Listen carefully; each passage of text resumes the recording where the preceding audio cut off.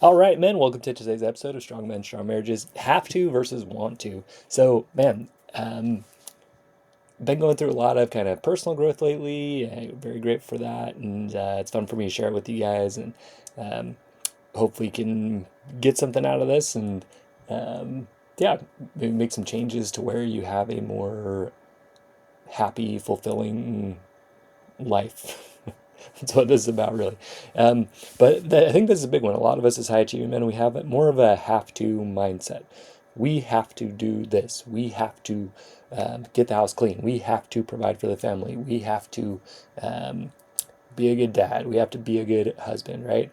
All of that kind of sense of duty, sense of responsibility. It's what a lot of us grew up with, probably enforced by culture and all of that, right? Um, and a lot of it comes from like you have to or else, right?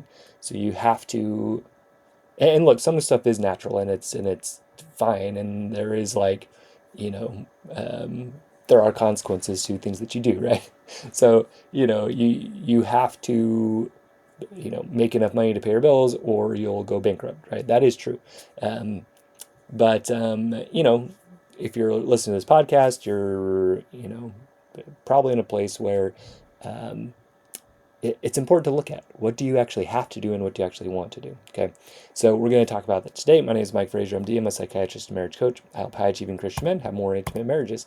So some wins from guys in our program, the Strong Men Strong Marriages program. Guys are having fun times with their family, with their wife, with their kids, going out, enjoying activities, events, nature. Wives are initiating physical touch with their husbands. When we become more attractive, when we become more safe, when we're aligned with the system that actually causes our wife to bloom and open up, this is what happens, right? We just have to align ourselves with the correct system.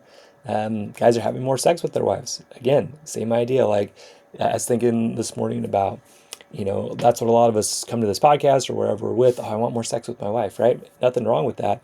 The problem is guys want the fruit of sex without aligning themselves with the system that produces fruit, which is planting the seed, watering it, growing it, being patient, letting it open and bloom, right?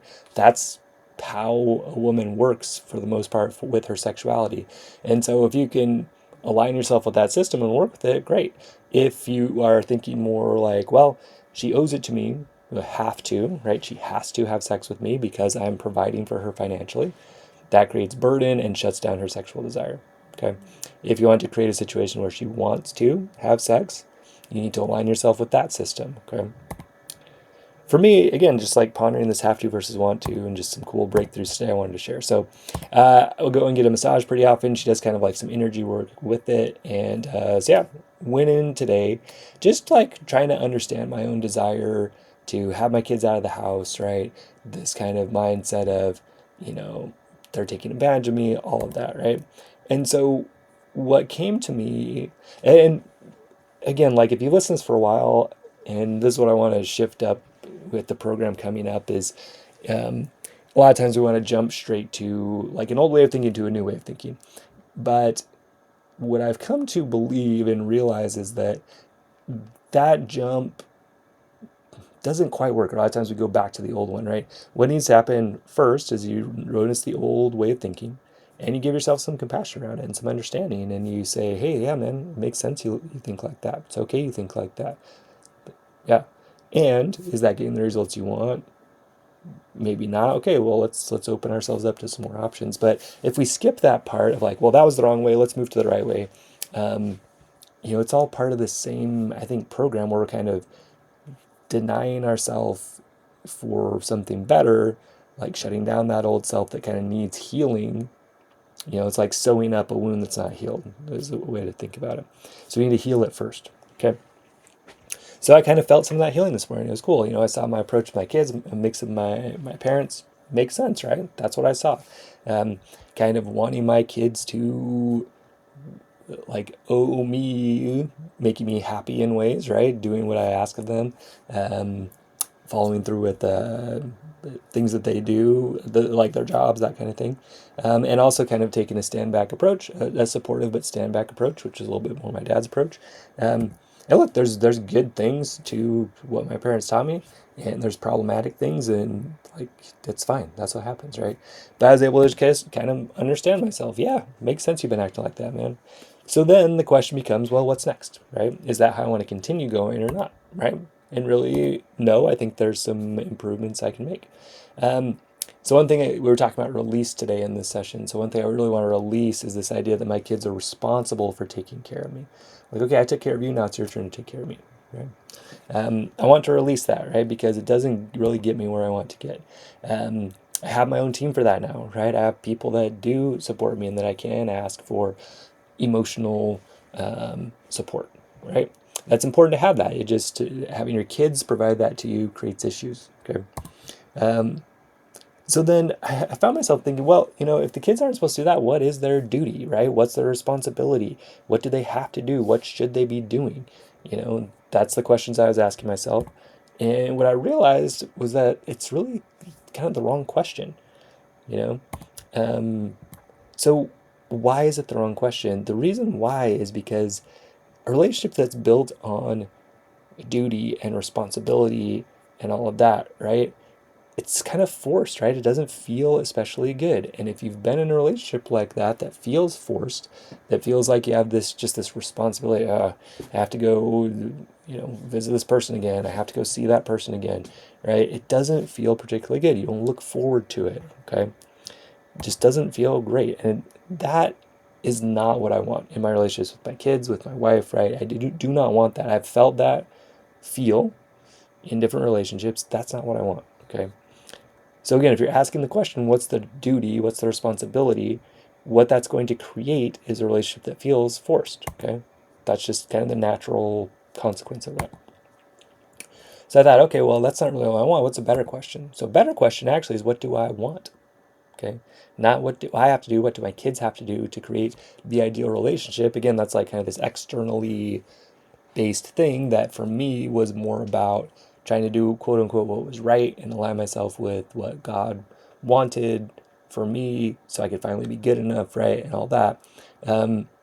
That shift out to like, okay, God's with me in either way. What life do I want to create? I have that creative power within me. What do I want to create? Um, and tuning into God to help me do that and all of that. So again, a better question instead of, well, what's my kid's responsibility to me? What do they owe me, basically? It's going to create a forced relationship. Instead, what do I want? Okay. And as I was pondering that, as I was thinking today, for me, it was three things. Maybe these resonate with you, maybe they don't, right? But it was fun, having fun together, having friendly interactions with each other, right? And then follow through. Those were for me, kind of three big things. And they might shift over time, but those came through today. But the big part for me here is like, I've often posed these to the kids as kind of like a moral issue of like, if you're not being fun and friendly and following through with what you say, you're a bad person. Okay, you shouldn't be doing that.